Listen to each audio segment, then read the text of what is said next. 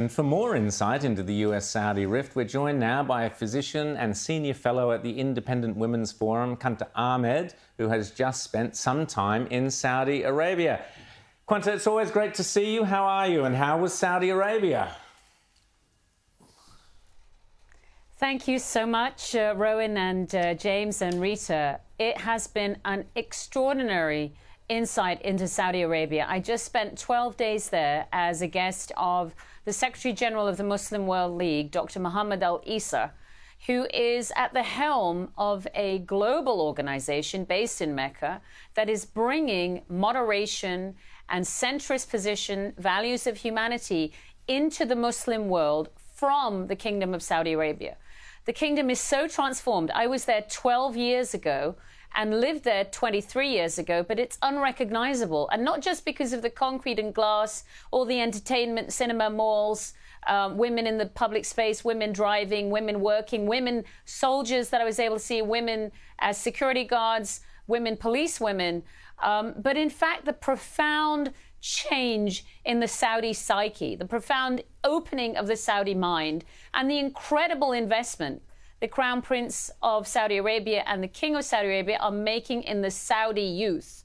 One of the most striking things I felt while I was there was not just their optimism or patriotism, but the absolute absence of that feeling here in the United States, where citizen is pitted against citizen, citizen does not trust its neighbor, and everybody is diabolically upset at the direction of the United States. It's really amazing what can be accomplished when a government and a nation are locked in step with the same goals. It's really admirable, and I recommend everybody to go and visit Saudi Arabia. You can get an e-visa in about 90 seconds. Everybody is welcome. Rita.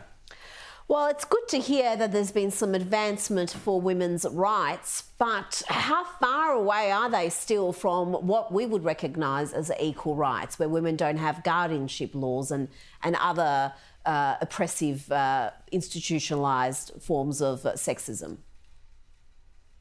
So, great question, Rita. We were actually talking about equal pay, which, as you know, in the United States, we are still lacking. In fact, during the pandemic, the pay differences in gender here in New York State increased.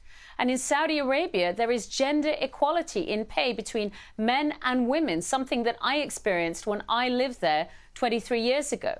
Women are open in every space. In fact, worship in Mecca is now open to women, even without male companions, which was historically required. What I'm amazed at is it's a live and let live culture. So I was not veiled. I have my short hair the way you see now on camera. If I went into a mosque, I would cover my hair to pray. I would wear an abaya as a fashion accessory, but walked around in a suit just like I do in New York. Saudi women were doing the same. Many of them not covering their hair at all, some of them wearing a hijab, some of them wearing a face veil. It's whatever you want to do. Not only were women driving, my women friends of 20 plus years were driving me in their cars. I cannot describe to you how nobody really remembers the Saudi Arabia I lived in, because 70% of the population is under 30 years of age. So those changes are not just cosmetic or visible. The changes in ideology. For instance, the clerics in Saudi Arabia that were fundamentalists have been completely defanged, that you cannot hear the call to prayer unless you're very close to a mosque, so it doesn't intrude on people's lives. Dr Mohammed Al-Isa, the Secretary General of the Muslim World League, has hosted rabbis in Saudi Arabia, has hosted Christian priests in Saudi Arabia, and this is not just interfaith dialogue. People are now able to display their religious symbols. Christians that always had places to worship can do so without fear in their own homes, though there are no churches as of yet in Saudi Arabia. And at the end of my visit, I was contacted by a Jewish rabbi who actually lives and worships and leads worship in Riyadh. James. Qanta, you say that the kingdom has liberalized greatly internally and that you don't see fundamentalism out there on the streets and in the mosques, but traditionally the Saudis have always used foreign aid as a pressure release valve. Are they still funding Wahhabist clerics and the spread of that sort of Islam in other parts of the world? So I'm so glad you asked that question, James. I had a private meeting with the Secretary General in his offices in Riyadh. In 3.5 hours, I asked him exactly that question. And he agreed Saudi Arabia had historically funded madrasas, particularly in the country of my parents' origin, Pakistan, but also places like Afghanistan and even other places. Indonesia, for example. And he acknowledged that Saudi Arabia used to do that.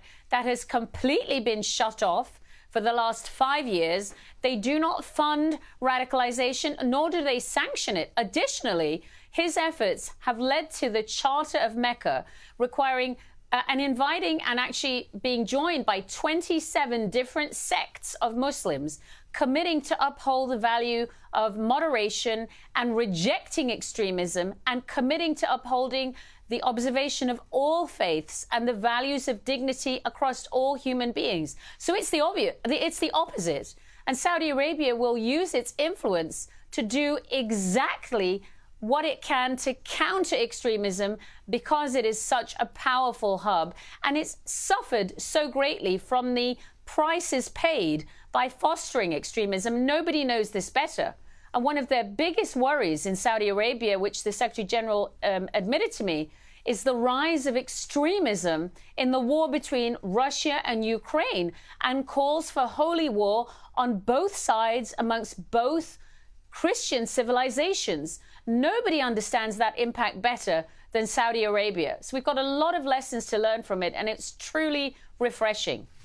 Qanta Ahmed, always refreshing to talk to you, and that's a great good news story. And we look forward to, well, Iran next on your checklist. We've got to sort that out next. Qanta Ahmed, thank you so much for joining us.